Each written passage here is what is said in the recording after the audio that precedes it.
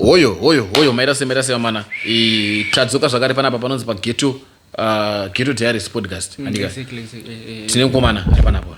Stake andika star. Samana tripa kumanya takanonoka singere tanonoka kuenda makuwa andika.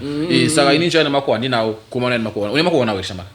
Tutara nyewa. Makuwa arutongopisa izvo sautongoziya. Nyaya dzakatozara ndara. Dzakazara. Tutara nyaya iyi.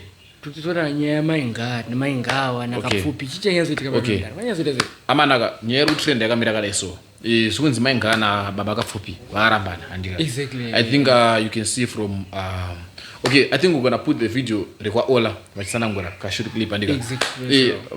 Katovaisira maclips tongoudza zvakadaro vanozotsvaga vega. Vanotsvaga vega okay yeah zvikunzi maingawa na baba Kapfupi vakarambana. Reason being zvikunzi maingawa vakaita chifambi vakaurira Kapfupi. And reason avari kutaura according to maclips andaona from ola podcast vari kunziwo vakaurira kuti Kapfupi angaunya kutakwa andika. Exactly. Antumbwa. Mtumbwa also uretaura ndakatomunzwa president vanzi president pai vachita mukomana azonyanya kudhakwa kwacho vanoona saka pamota pavanga akatombobonesa kutanga eka vazopiwa chituva ndizo chituva chirikanonoka kuuya michi yakaitika akauya bvakadhakwa bhanyimwa vazozokasopa saka mana ndonyaya zokusenda zvikunzi Kapfupi anzi namainga imwe rizina wakasira ndizonzi anzi vaitikana akachinga atsamwa vachinesana kana adhakwa and the last step wakanisana akasvapa kudya chinemwa aiwa mzonaro vanombora chinemwa nabhaidya ndazoda clip ayo anzani uya achitaura anzani ola achiti that's so disgusting. That's so exactly. Abadi zvazvite mwana ere anzi aitononokura kupoti pachiri mwana ubva adya tsvina saka pakanyangara yes that's what happened. I cannot imagine zvinhu zvezviya mndara so disgusting zvitodaro pane zvimwe iwe funga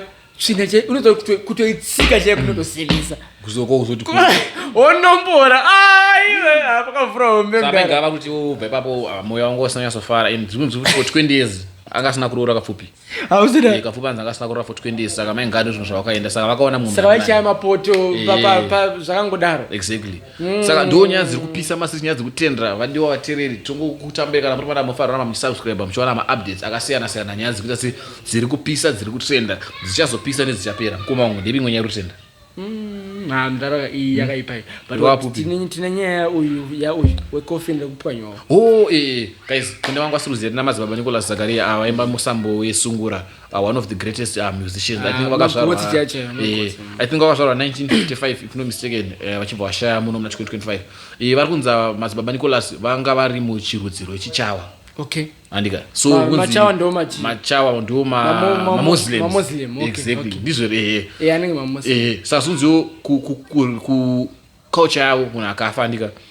Vanopwanya coffin. Saka nyaradzo yakatova pa coffin rawo kana casket rawo white. And then vakunovigwa rakapwanywa paguva vachibva vamonera mujira vachibva vaita seveswa mugomba. But based my customs ari kwere based. Ukuthi tatenga coffin ra 180 rand. And wapedza 40 I mean about 70 years dzeso chibhadhira nyaradzo ubvapwanyirwa coffin sazobatsire ina guys vadiwa tere tuesday zvamunofunga comment section zvinhu zvakanakire semunhu waartist aida kuvigo zvine udzamu kutojoina funeral police dai asatombojoina funeral police dai zoti vanongoiswa oputwa machira mafungiro angu at the same time asi kushora the Muslim community vanhu vanotoita zvinhu zvavo isusu Christianity ndizvo toita zvinhu zvedu saka hatisi kushora but ameno tuesday zvamunofunga comment section imwe nyaya rusina ndemungoma ndinotaura zvinoitika kwese nazvonga muZimbabwe chete because I think kunze uka avapisere ini personally I didn't more info about the Muslim community yavo ndinyazoziye ndatanga kutozone babo zvinhu zvakatonishamisa zvadonikatika madzawo singaite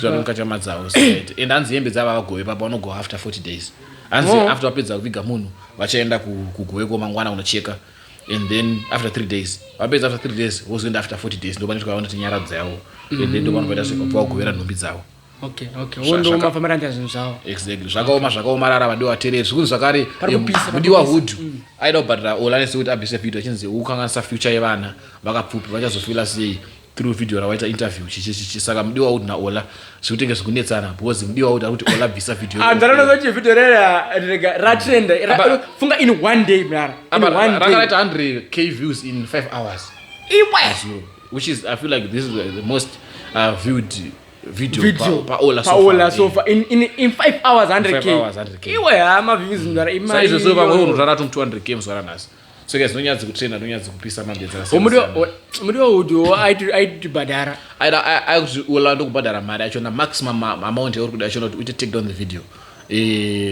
rekupodcast koko rakaitwa mainga ola kuramba kuti andikabvise video because mainga vakauya vega vakakumbira chipodcast ndivaida toita ndivaida tozotsanangura side ravo asi Kapfupi angatombo mainga vatenda Kapfupi takarambana na match kudhara saka aitonya kudhara saka Kapfupi kuti Kapfupi akangasa reputation yavo saka vaya zvichenura kuvanhu saka vada kuzvichenura kuvanhu I think muona vari kutaurawo side ravo vakadzi tingavadii anyways futi nyaya yatina chinhu sakatengesa kana TV akakwita Nash TV amene manje kuti ana no limits manje vanenge vakuzvimirira vega here kana kuti bosi yaiti anzi inini ive kubvira nditange chinhu chikaiche I have lost over 500,000 mari hands over 500,000 500,000 and mari one atisiyana kambochika amene kuti chokwadi here andisuziya but ndozvakutaura guys Tuesday zamufunga comment section ratina chemtarisi idecision yakaita yakanaka here kukwita Nash TV and also zvakanakiro here atingavamanikidze but maatisakita ngana Rema na Senflow vachana nekupi zvichafamba sechibva nekupi and also pane futi nyaya naida kutaura yekunash kwa vamutarisi mwana wavo ane 18 years akavhura restaurant saka tichazoendako timboona kwakamira sei I shoot a video and then we'll do a restaurant review. Anyways guys, thank you for watching the video today. Kana manakora ne this update subscribe press magara mo subscribe ku Star Mazulu channel kana pachikupe ma updates akasiyana siyana updates ari kupisa kana wada ku podcast kana wada kuitigira makowa wada kuti pazvakasiyana siyana tibati kunoka kuti bada namba dzedu za WhatsApp +27619643402 totendera sigiro ra motiba. Thank you for love and support. Tangu